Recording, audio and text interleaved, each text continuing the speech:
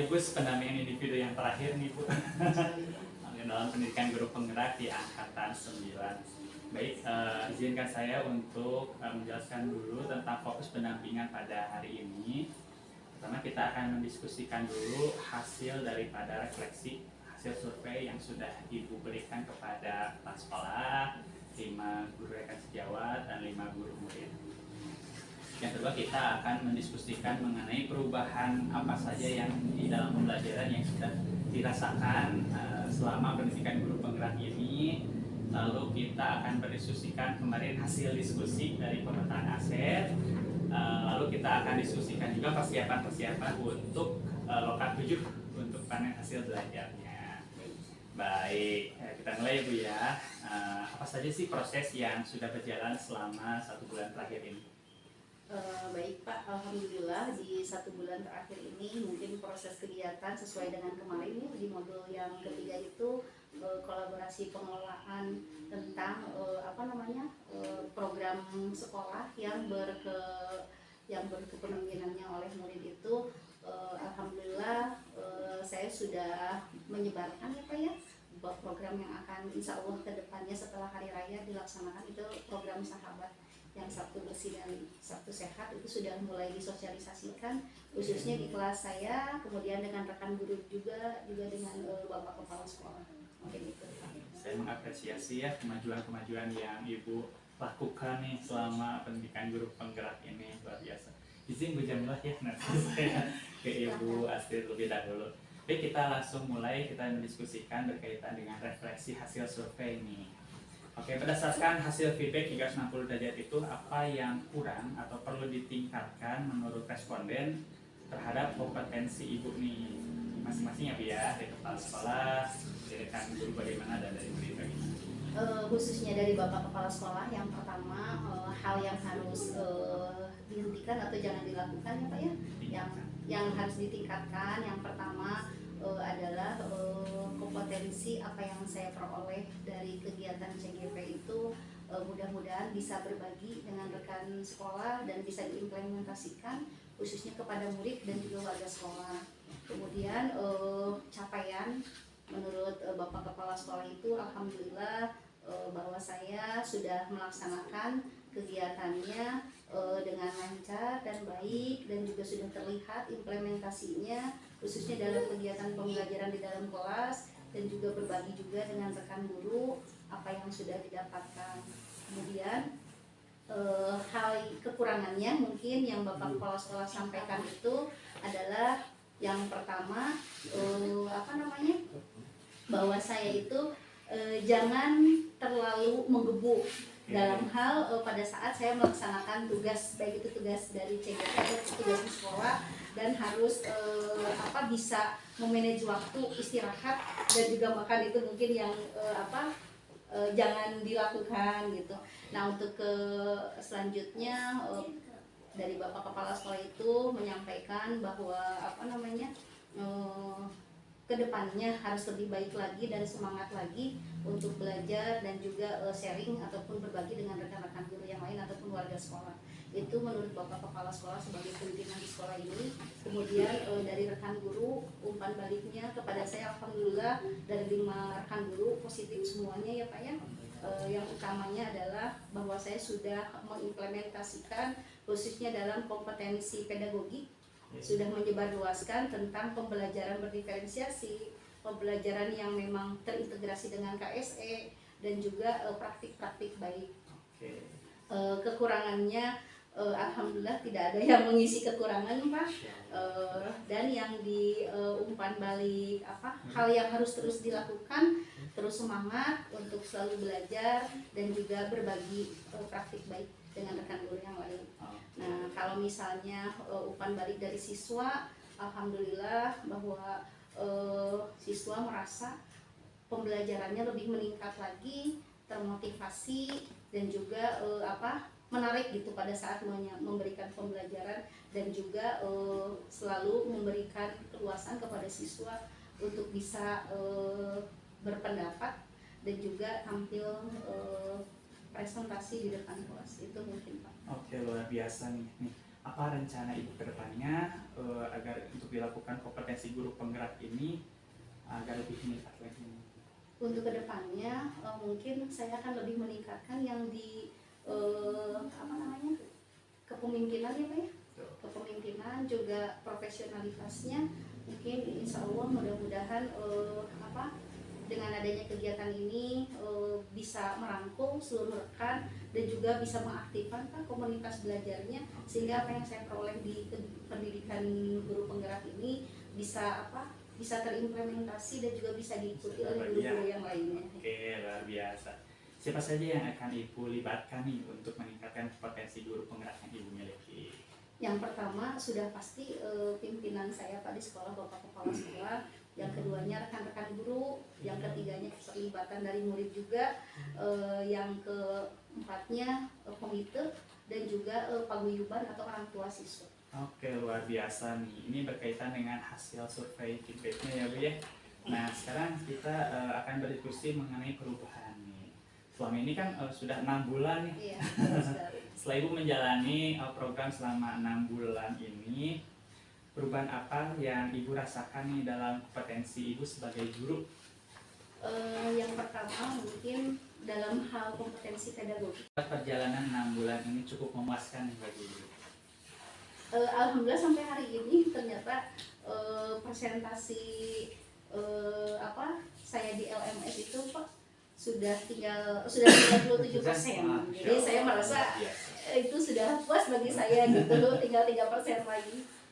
Oke, apa yang membuat Ibu perjalanan selama 6 bulan ini cukup menantang nih? Yang pertama karena pembelajarannya daring ya Pak ya, LMS. Sebenarnya tantangan buat saya karena masih banyak hal-hal yang perlu saya tanyakan, tetapi waktu ya Pak yang membatasi itu. Yang keduanya mungkin manage waktu saya gitu. Oke, itu tantangannya ya Bu ya. Baik, izinkan saya Ibu dengan Ibu Jamila kita mendiskusikan mengenai penilaian pemetaan aset yang sudah dilakukan kemarin mungkin ya. Untuk Ibu Hasti dulu, siapa saja sih aktor yang terlibat dalam proses pemetaan aset kemarin? Kepala sekolah Pak, kemudian rekan guru, kemudian murid, itu mungkin Pak. Oke, bagaimana proses Ibu dalam menemukan atau mengidentifikasi sumber daya yang ada di sekolah? Saya berdiskusi Pak. Pertama mungkin dengan Bapak Kepala Sekolah, kemudian melibatkan rekan guru juga, dan juga operator sekolah ya Pak, khususnya dalam hal yang aset fisik. Itu mungkin saya memang perlu bantuan dari rekan guru OPS. Saya izin ke Ibu Jamila, Ibu. Pertanyaan yang sama sebenarnya, bagaimana proses Ibu dalam menemukan atau mengidentifikasi sumber daya yang ada di sekolah? Baik, sebelumnya saya kurang mengetahui tentang sumber daya yang ada di sekolah. Tetapi di waktu kebelakang, Bu Asti telah mengajak kami berdiskusi di sini bersama Bapak Kepala, menjelaskan bahwa berbagai macam sumber daya yang ada di sekolah, entah itu tentang manusianya, fisiknya, sosial, finansial, dan yang lainnya. Jadi kami mengidentifikasinya itu dengan berdiskusi bersama. Kembali lagi ke Ibu Asri, apa saja sih kendala dan tantangan yang Ibu hadapi nih dalam melakukan identifikasi sumber daya sekolah dan bagaimana Ibu mengatasinya? Sebenarnya waktunya ya Pak ya. Ya, satu waktunya karena tidak semua guru bisa hadir pada waktu yang sudah ditentukan. Jadi itu yang pertama. Tetapi saya mengantisipasinya walaupun dengan rekan guru yang tidak full yang hadirnya, tetapi setelah kegiatan itu dilaksanakan kita bercerita gitu bahwa tadi sudah melaksanakan itu ya, seperti itu. Kalau Ibu Jamila bagaimana tantangannya? Kalau tantangannya saya lebih ke penggunaan sumber daya yang ada di sekolah ya. Seperti di sekolah kan sekarang mendapatkan banyak bantuan gitu, alhamdulillahnya. Di antaranya ada AnyBoard ya. Nah, itu kan sangat bagus untuk pembelajaran. Nah, tantangannya itu saya kan kalau AnyBoard itu besar sekali. Kalau mau dibawa ke kelas juga susah ya, bolak-balik. Nah, kebetulan di sekolah memang belum memiliki ruangan multimedia. Jadi Bapak Kepala Sekolah beserta guru yang lain memiliki inisiatif. Kita kan memiliki perpus yang sangat luas, bahkan ukurannya hampir 3 kali dari kantor. Jadi Anyboard itu disimpan di perpustakaan. Jadi ketika akan melakukan pembelajaran, kita bisa menggunakan itu. Jadi murid-murid yang berpindah ke perpustakaan. Pengoptimalan Ya, gitu ya pengoptimalan. daripada Iya. fasilitas itu Ya, ya. pengoptimalan. Luar biasa. Nih, bagaimana perasaan Ibu ketika berhasil mengidentifikasi sumber daya sekolah? Alhamdulillah ya Pak ya, senang dan bahagia. Ternyata banyak sekali aset-aset yang dimiliki di sekolah ini yang memang belum semuanya mengetahui gitu. Dengan adanya kita mendiskusikan aset-aset yang ada di sekolah ini, itu salah satunya memudahkan guru pada saat melaksanakan pembelajaran. Jadi kita tidak hanya berpikiran atau menganggap gitu bahwa pada saat kita mau melaksanakan pembelajaran selalu kurang sarana ini, tetapi bukan berbasis kekurangan ya, tetapi kita melaksanakan kegiatan di sekolah itu baik pembelajaran ataupun di luar pembelajaran dengan kekuatan, aset-aset kekuatan yang ada di sekolah. Oke, luar biasa. Bagaimana perasaan Ibu? Ya, rasa saya juga senang lah ya. Jadi ketika mengalami kesulitan juga kami berdiskusi dengan sesama rekan guru. Oke. Apa sih pertimbangan Ibu dalam menentukan sumber daya sekolah ini? Pertimbangannya satu, karena murid ya Pak ya.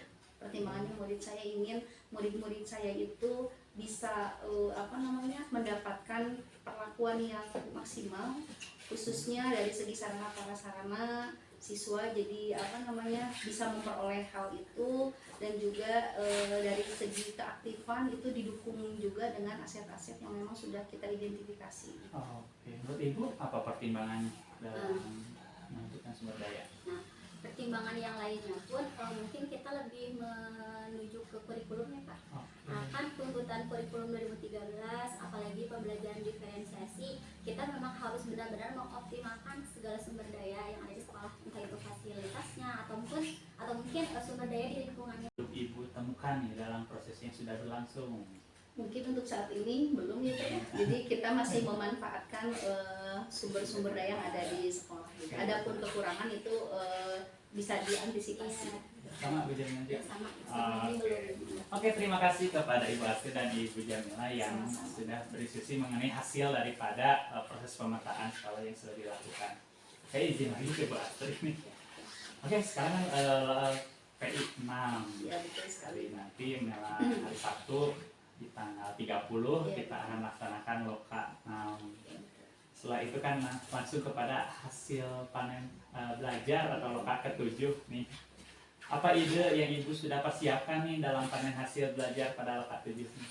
Ide yang pertama mungkin saya akan menyiapkan ini Pak, bahan untuk nanti yang harus disajikan nih. Presentasi mungkin kemarin memang sudah berdiskusi dengan rekan-rekan satu kelompok, siapa nanti ada yang tim penyajinya, siapa yang mungkin menyiapkan bahan-bahan untuk PPT yang ditampilkan gitu yang pertama. Kemudian apa saja yang akan kita tampilkan. Untuk saya pribadi sekarang sedang menyusun portofolio Pak. Insya Allah baru sekitar 70% saya melaksanakan menyelesaikan. Bersih ya? Ya. Oke. Apa yang akan Ibu pamerkan nih? Spoiler dong dikit. Sebenarnya rahasia ya. Dikit aja dikit. Ya, yang pertama mungkin hasil karya hasil siswa. karya. Ya, hasil karya siswa. Insya Allah mungkin sekarang sedang dipilih-pilih nih sama saya kira-kira apa gitu. Luar biasa. Itu mungkin Pak. Banner-banner juga ada dong? Banner-banner juga ada. Kemudian Insya Allah saya akan membuat portofolio yang dibutuhkan juga. Insya Allah mudah-mudahan waktunya. Udah, spoiler dikit aja. Dikit jurusan ya. Di loka cerita tujuh. bersiap Siap, nanti kita lihat ya di loka 7-nya seperti apa. Oke. Mungkin Ibu juga terpilih ya berarti sebagai penyaji di kelas berbagi. Nah, berarti materinya juga izin dipersiapkan dari bahan PPT-nya kalau perlu. Nanti hasil dari karyanya juga diperlihatkan seperti apa. Itu kalau misalnya berbentuk produknya seperti apa. Kalau prosesnya nanti dijelaskan seperti apa. Dibaik pakai media video juga visualnya yang atau misalnya hanya sebatas konten menulis seperti apa.